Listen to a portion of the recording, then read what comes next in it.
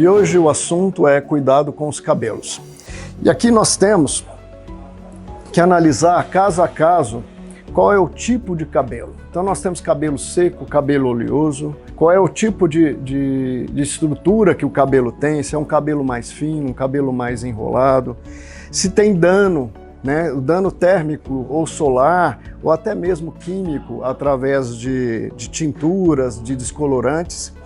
E começamos então com a boa indicação de um shampoo adequado para aquele tipo de cabelo em específico. Então, o papel do tricologista é exatamente fazer um exame, depois de uma boa história tirada, um exame clínico de toda a região capilar, ver se tem alguma falha, se existe algum tipo de sinal, uma coceira, uma caspa, uma lesão até no couro cabeludo, que até o couro cabeludo pode sofrer lesões como câncer de pele.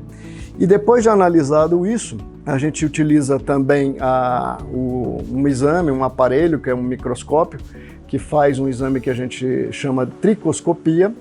E esse exame de tricoscopia amplifica para que a gente possa analisar o tipo desses fios, a densidade, que seria a proximidade desses fios, ou seja, se é um fio que está mais distante um do outro ou mais próximo do outro. Enfim, com ele você conclui um diagnóstico clínico do tipo de problema que aquele paciente pode ter. E nessa área entra uma situação muito importante. A causa de alopecia ou alopecia androgenética é a mais comum, ou seja, aquela em que a gente tem problema genético, então existe uma predisposição do paciente de forma genética a ter perda capilar, e justamente no caso da puberdade, onde aumenta a produção do hormônio masculino, da testosterona, esse hormônio se liga ao receptor do folículo e começa a ativar um processo longo, mais contínuo, de atrofia folicular.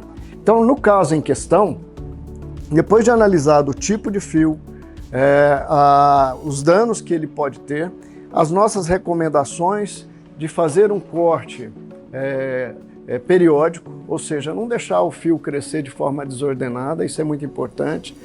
Importantíssimo a gente lembrar sobre a lavagem dos cabelos.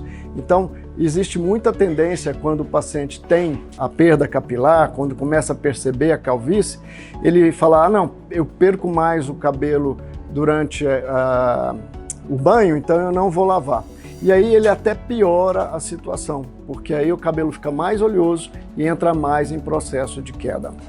Então nós temos que orientar um banho com uma água não muito quente, né? Seria uma água morna, não pode existir vapor para lavar o cabelo, quer dizer, se houve vapor já está numa temperatura mais elevada, um bom shampoo anti-queda, e aí feito o diagnóstico do tipo de perda capilar, você institui o tratamento. Então, se é uma androgenética, a gente vai partir para o tratamento da androgenética.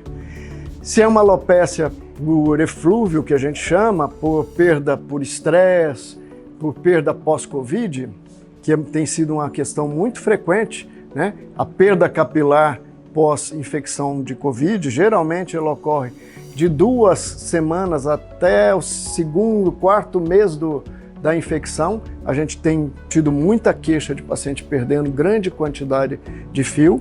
Isso se dá por um processo inflamatório sistêmico e, tratado o Covid, esse processo vai se revertendo ao longo do tempo.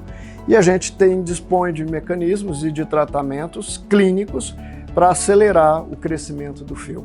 Então, feito o diagnóstico, se faz um traçado do tratamento mais adequado para aquele tipo de paciente, e aí a gente vai fazer o arsenal terapêutico.